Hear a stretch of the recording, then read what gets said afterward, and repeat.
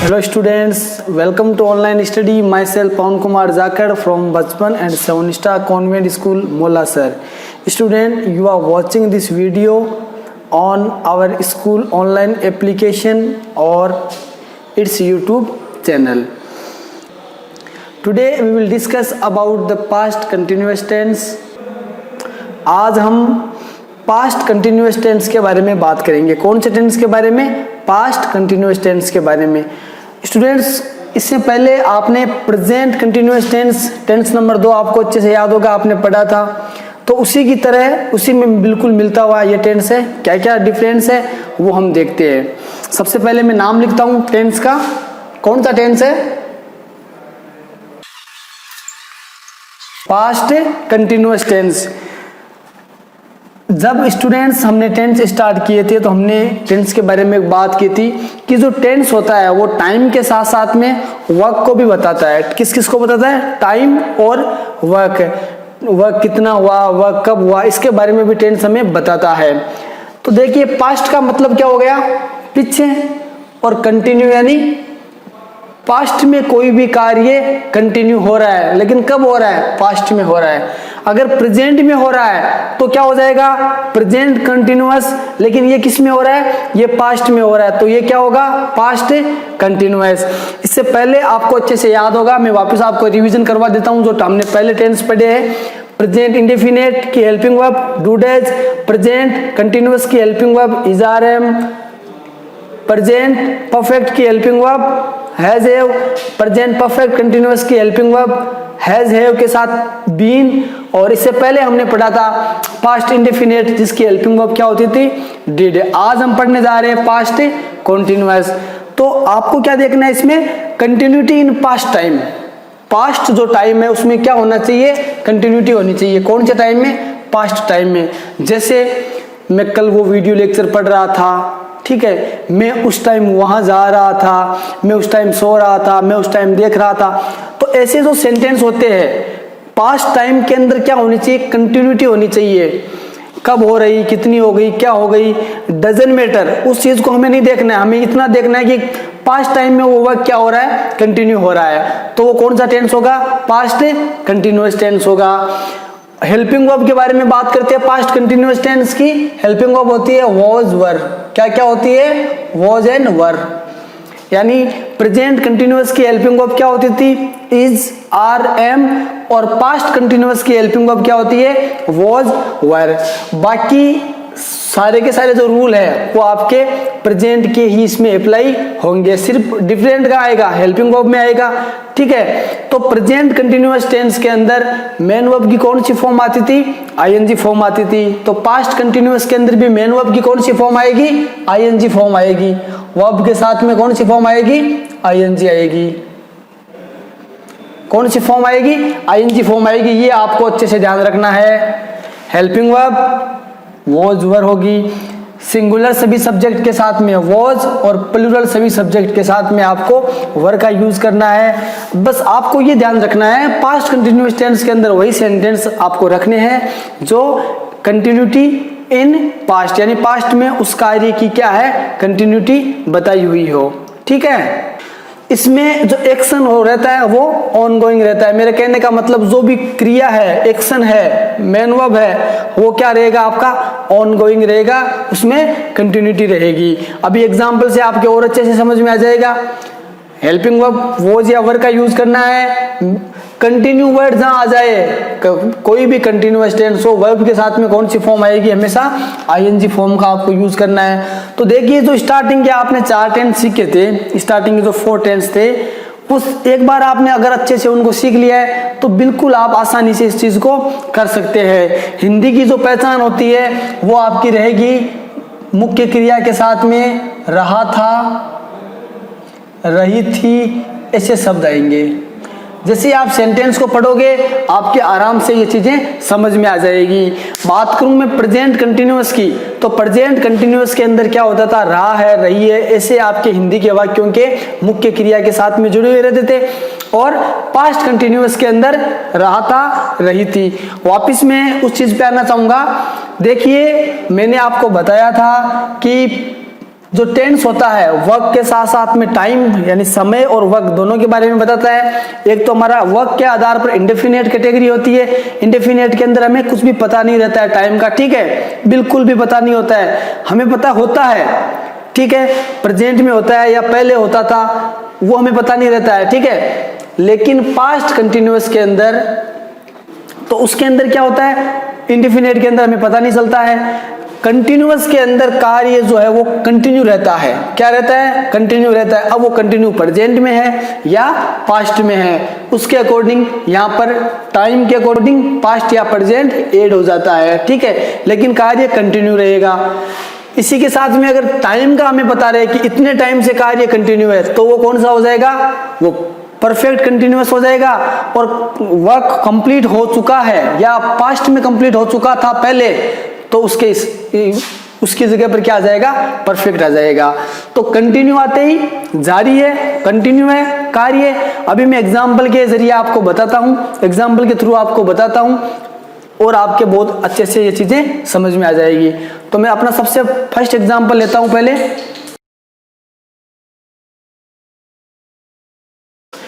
I was working on a project। क्या लिखा हुआ है सेंटेंस? आपको वापस रीड करना है। I was working on a project। Direct मैंने इंग्लिश का सेंटेंस लिख दिया है, ठीक है। पहले की तरह हम इंग्लिश धीरे धीरे हम हिंदी और इंग्लिश दोनों को लेके चलेंगे। जो हिंदी मीडियम के बच्चे देख रहे हैं उनके लिए मैं बता दूं, अभी इंग्लिश हिंदी के सेंटेंस भी हम लेके आएंगे। I was working on a project। सबसे पहले तो ये कौन सा सेंटेंस है? अफर्मेटिव सेंटेंस है, फुल स्टॉप है, यहाँ पे कोई भी क्वेश्चन पुटअप नहीं हो रहा है, ठीक है, नोट इसमें कहीं भी नहीं आया है। तो कौन सा सेंटेंस है ये? अफर्मेटिव सेंटेंस है। और अफर्मेटिव सेंटेंस के अंदर सबसे पहले क्या होता है?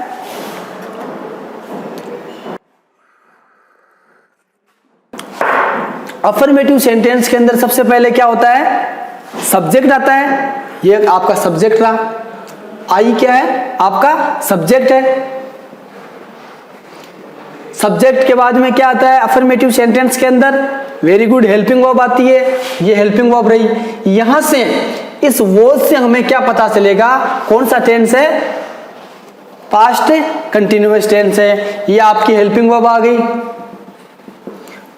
और इसके बाद में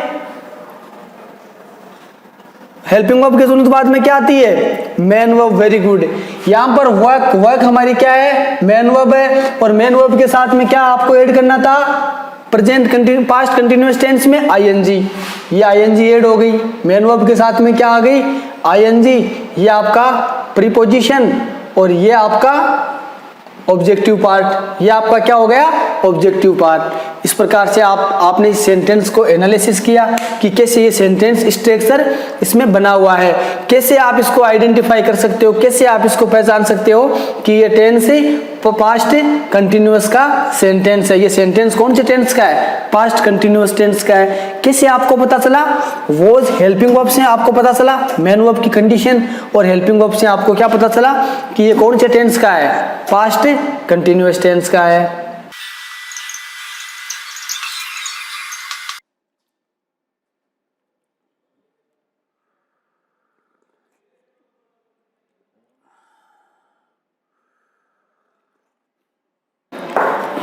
She was eating dinner।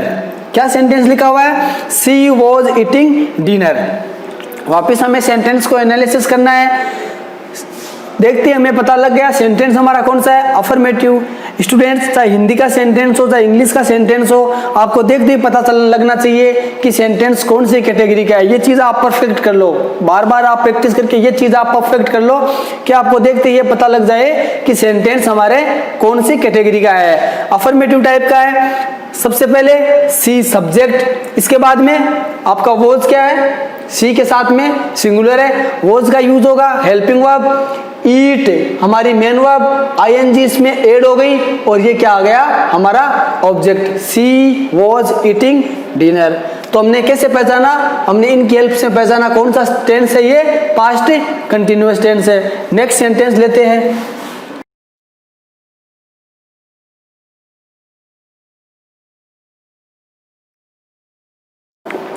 Were they talking about me. Sentence हमारा क्या है? Were they talking about me. वापस हम चेक करते हैं, क्वेश्चन मार्क दिख गया हमें, इंट्रोगेटिव है, वर्ब क्या है, हेल्पिंग वर्ब है, मतलब हेल्पिंग वर्ब से स्टार्ट हो रहा है। कौन सा सेंटेंस है, इंट्रोगेटिव टाइप फर्स्ट है, हेल्पिंग वर्ब से स्टार्ट हो गया और क्वेश्चन मार्क आ गया। हेल्पिंग वर्ब के तुरंत बाद में जस्ट, हेल्पिंग वर्ब के जस्ट बाद में क्या आएगा, दे, सब्जेक्ट है, ये प्लूरल है इसलिए क्या आ गया, वर आ गया। इसके सब्जेक्ट के तुरंत बाद में मैन वर्ब आईएनजी फॉर्म के साथ में टॉकिंग आ गई और ये आपका आ गया ऑब्जेक्टिव पार्ट। क्या आ गया, ऑब्जेक्टिव पार्ट। आराम से समझ में आ रहा है, आपको ये ध्यान रखना है इसके अंदर भी क्या है, एक्शनिंग, जो एक्शन है वो कंटिन्यू है, कब है, past, were they talking about मी। हिंदी में ये सेंटेंस क्या के सेंस से स्टार्ट होगा, क्या, वे, वर दे, वर आ गया मतलब क्या, वे टॉकिंग यानी बातें करना, किसके बारे में, मेरे बारे में, क्या वह मेरे बारे में बातें कर रहे थे। सेंटेंस आपका क्या बन गया, वर दे टॉकिंग अबाउट मी।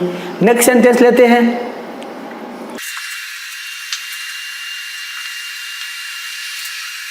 अगला सेंटेंस हमारा है, क्या विशाल झूठ बोल रहा था। इसको हमें ट्रांसलेट करना है। इतनी देर हम इंग्लिश के सेंटेंस ले रहे थे, अब हिंदी के वाक्य लेके आए, क्या विशाल झूठ बोल रहा था।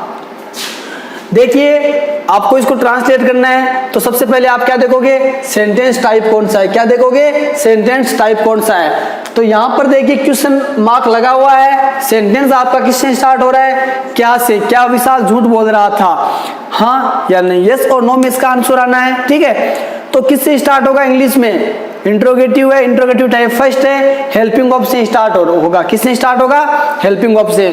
सेंटेंस हमारा कौन सा है, इंट्रोगेटिव। अब हम देखते हैं टेंस, क्रिया आ गई आपका, मुख्य क्रिया बोलना, बोलने के साथ में क्या जुड़ा हुआ है, रहा था। हमने आपको बताया था ये सब किसके साथ में जुड़े रहते हैं, पास्ट कंटिन्यूअस टेंस में। आप देखो, क्या विशाल झूठ बोल रहा था, पास्ट की किसी एक्टिविटी के बारे में, कंटिन्यूटी के बारे में, एक्टिविटी अभी कंटिन्यू हो रही थी तो पास्ट की उस एक्टिविटी के बारे में बताया जा रहा है, मतलब कौन सा टेंस है, पास्ट कंटिन्यूअस टेंस। अगर यहाँ होता क्या विशाल झूठ बोल रहा है तो तुरंत की होती, प्रेजेंट की होती, तो वहां पर कौन सा टेंस होता, प्रेजेंट कंटिन्यूअस टेंस होता। लेकिन इसके अंदर आपको पास्ट के बारे में, पास्ट के एक्शन के बारे में बताया जा रहा है और वो एक्टिविटी कंटिन्यूटी है पास्ट के अंदर, तो यहाँ पर कौन सा टेंस हो गया, ये पास्ट कंटिन्यूअस टेंस हो गया। और पास्ट कंटिन्यूअस टेंस की हेल्पिंग वर्ब क्या होती है, अच्छे से याद कर लेना, वॉज वर होती है। हेल्पिंग वर्ब का आपको बिल्कुल अच्छे से ध्यान रखना है, present indefinite, do does, present continuous, is RM, present perfect, has have, present perfect continuous, has been, have been, past indefinite, did और past continuous was were। तो हेल्पिंग वर्ब का आपको अच्छे से ध्यान रखना है, प्रत्येक टेंस की आपको बार बार ये चीजें देखनी है, अच्छे से ध्यान रखनी है। did आ गया मतलब past indefinite tense, do does आ गया मतलब present indefinite tense, is RM आ गया मतलब past present continuous tense, was were आ गया मतलब पास्ट कंटिन्यूअस टेंस। तो इन सब चीजों का आपको अच्छे से ध्यान रखना है। चलिए अब इसको हम ट्रांसलेट करते हैं आराम से। आपने कर दिया होगा आप तो ट्रांसलेट सेंटेंस को। तो हमें किससे स्टार्ट करना है, हमें हेल्पिंग वर्ब से स्टार्ट करना है। इस सेंटेंस को किससे स्टार्ट करना है, हेल्पिंग वर्ब से स्टार्ट करना है। हेल्पिंग वर्ब टेंस के अकॉर्डिंग और सब्जेक्ट के अकॉर्डिंग आएगी। तो सब्जेक्ट है हमारा विशाल, सिंगुलर किसी का नाम है, ठीक है, तो विशाल के लिए क्या आएगा, वोज। क्या आएगा, वोज, वॉज। इसके बाद में सब्जेक्ट, सब्जेक्ट क्या है, विशाल। और झूठ बोलने को क्या बोलते हैं, टेल ए लाई। लेकिन यहां पर कौन सी फॉर्म आएगी, आईएनजी फॉर्म आएगी, तो क्या हो जाएगा, टेलिंग।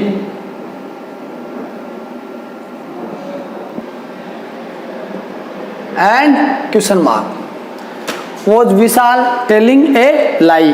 ध्यान रखो, वोज आ गया मतलब कौन सा टेंस है, past continuous tense, subject main verb के साथ में आईएनजी और ये आपका objective part.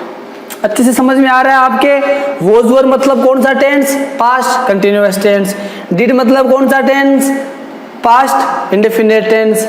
Is are am मतलब कौन सा टेंस, प्रेजेंट कंटिन्यूअस टेंस। अभी हम कौन सा टेंस पढ़ रहे हैं, past continuous tense. Next example लेते हैं।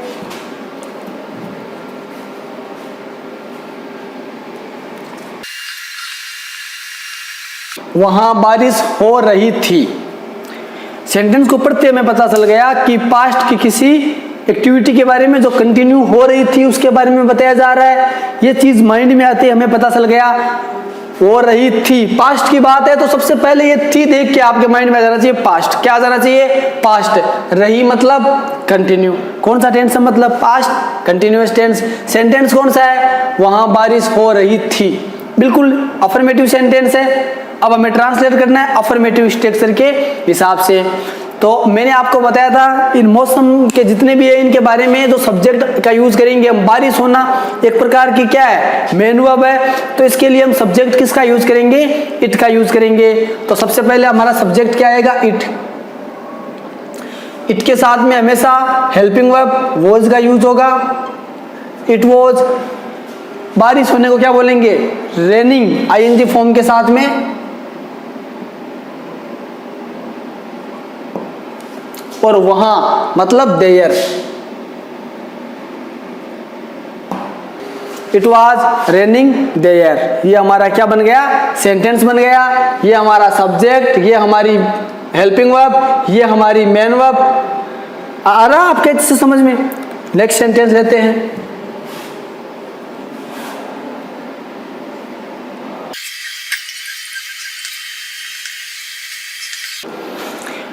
They were watching TV and I was studying या reading। सेंटेंस लिखा हुआ They were watching TV and I was studying। इस सेंटेंस की हम एनालिसिस करते हैं। सबसे पहले हमने देख लिया कौन सा सेंटेंस है, अफर्मेटिव सेंटेंस है। टेंस देखते हैं कौन सा है, वर आते ही आपको पता लग जाएगा कौन सा सेंटेंस है, पास्ट कंटिन्यूअस। यानी वर किसकी हेल्पिंग वर्ब है, पास्ट कंटिन्यूअस की हेल्पिंग वर्ब है। दे आपका सब्जेक्ट है, मैंने बताया था I you we he she it they, ये सारे क्या है, सब्जेक्ट है आपके। दे सब्जेक्ट आ गया, वर आपकी क्या है, helping verb. Watch main verb है और वॉच के साथ में आईएनजी फॉर्म, क्योंकि कंटिन्यूअस में कौन सी फॉर्म आएगी, आईएनजी फॉर्म आएगी। टीवी आपका ऑब्जेक्ट हो गया, इसके बाद में एंड लग के आई, वापिस नया सेंटेंस स्टार्ट हो गया। आई के साथ में वॉज स्टडिंग, वे टीवी देख रहे थे और मैं पढ़ रहा था, स्टडी कर रहा था। आ रहा है समझ में। तो इस प्रकार से स्टूडेंट्स आपको और भी इन सेंटेंस के साथ साथ में आपको अच्छे से प्रैक्टिस करनी है। बार बार मैं आपको एक लगभग हमारी कॉमन ही चलती है, हम कुछ सेंटेंस लेके आते हैं, उनको ट्रांसलेट करते हैं, अच्छे से आपके समझ में आ रहा होगा। स्ट्रक्चर का आपको अच्छे से ध्यान रखना है, स्ट्रक्चर का आपको अच्छे से ध्यान रखना है। एक सेंटेंस को एनालिसिस आपको अच्छे से करना है कि इसमें सब्जेक्ट कौन सा है, इसमें ऑब्जेक्ट कौन सा है। बाकी चीजें कॉमन होती है और टेंस के अंदर तो बहुत सारी चीजें कॉमन होती है। इंग्लिश ग्रामर का सबसे इजी चैप्टर टेंस होता है। जब हम पार्ट ऑफ स्पीच पढ़ते हैं, एक रूल पढ़ते हैं, फिर दूसरा रूल पढ़ते हैं, तो हमें थोड़ा सा टफ लगता है। लेकिन टेंस में तो जैसे आपने प्रेजेंट कंटिन्यूअस टेंस मान लीजिए पढ़ लिया, तो पास्ट कंटिन्यूअस टेंस आपके लिए बिल्कुल पढ़ना क्या हो जाएगा, इजी हो जाएगा। बस थोड़ा सा आपको एक्टिव होके पढ़ना है, ध्यान लगा के पढ़ना है और आपको बिल्कुल ऐसा सोचना है कि जैसे मैं आपको लैपटॉप या मोबाइल में नहीं बल्कि आपके सामने बैठ के आपको पढ़ा रहा हूँ। बातें जो आपको अच्छे से ध्यान रखनी है टेंस के बारे में, आपको डिफरेंट पता होना चाहिए कि भाई एक प्रेजेंट कंटिन्यूअस टेंस है और एक पास्ट कंटिन्यूअस टेंस है, तो इनमें मेन डिफरेंट क्या है।